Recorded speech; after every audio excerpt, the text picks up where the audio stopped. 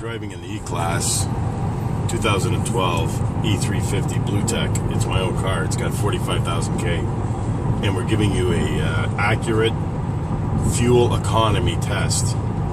And we're traveling today from St. Catharines to Montreal, which is about 650 kilometers. We're actually going to F1 to see the race in Montreal.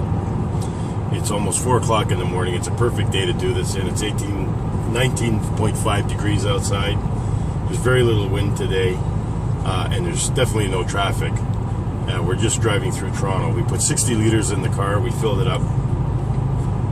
And the way I'm driving the vehicle right now is I'm trying to keep my foot on the accelerator at 5 liters.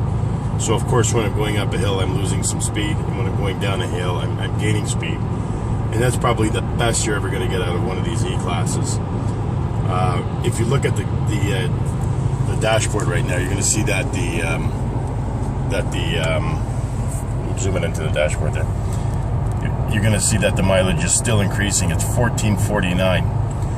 The first hour before we fueled the car yesterday, I was driving this car extremely hard, right, to burn a lot of fuel. So now the car is recalculating, and as you can see on the meter, I'm running at 5 liters and I'm doing 100 kilometers an hour. I'm gradually going up grade right now, but generally if I'm on flat grade I'm doing about 112 to 115, and of course downhill accelerating, and uphill I'm losing some speed. So if it is accurate, we're going to drive 650 kilometers. We're going to get back to you in about an hour and see how well we've done. Okay, thank you very much. Sorry about that. I said I would do another video after an hour of driving, but my wife fell asleep because we left early in the morning to go to F1 in Montreal. Well, we went to Montreal, we saw the F1. I gotta be honest, I wasn't impressed with the cars. They're really quiet now, the 6 cylinders. It was a great race other than that, but there's no noise anymore. But that's not why we're making this video. So we drove from St. Catharines, we made it to Montreal, we drove around Montreal, found the parking spot, parked the car, took a taxi in, and came back. And on the way back, I gotta be honest with you, I couldn't drive it anymore at the 5 liter mark. At times we were doing 130, 140, even 150, and in Ontario it's illegal to go 150. You can lose your car for 50 over. But we're pretty tired, as you can see. I drove the whole day, and I want to show you what we've got in terms of fuel economy out of this car. Okay, so let's bring it into the dashboard.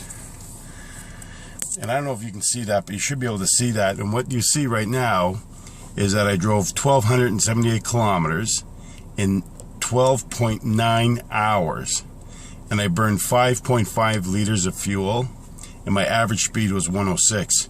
And when you consider we made 3 stops, actually we made 4 stops, and we drove around the city, the average speed was greater than that.